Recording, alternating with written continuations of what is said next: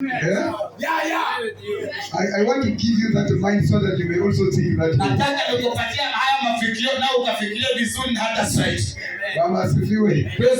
The Bible says in the book of Luke 4:24 that a prophet is not honored in his home. But the Bible says again in Matthew 10 from 40 downward. The Bible says whoever receives a prophet. You don't notice this? Yes. Whoever receives a prophet. Let me go back again. A prophet is not honored in his home. But now God says again, whoever receives a prophet.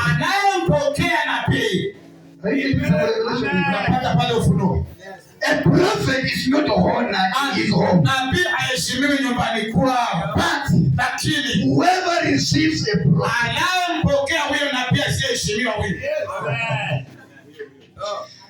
receives a good thing, and he shall receive a prophet's reward. Oh my God. Whoever receives a prophet, he shall receive a prophet's reward. You are struggling in salvation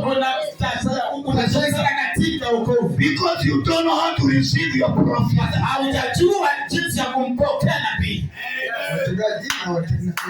I'm making things good. Encourage me. He was struggling because your prophet buys his suit for himself.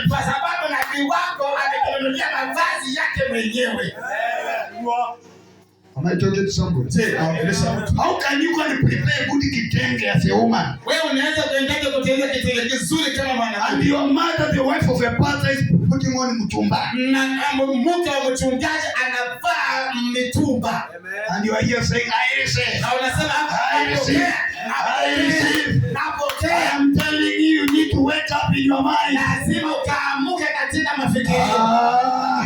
I know this one, I don't have friends here. And let me tell you, even if the prophet is not honored in his home, but whoever receives a prophet, he shall receive a prophet's reward.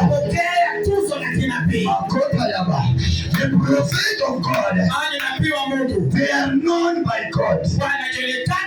They have been given the mantle with God. Listen what God tells us in the book of Matthew 16. Verses 18 downward. 18 he says, Peter, you are the rock. When God made your prophet, you are not there. Stop pointing fingers to the prophet. Even if you are preaching in the vehicle, when God made them, you are not there. Honor them the way they are. Peter, you are the rock. And upon you, I shall build my church.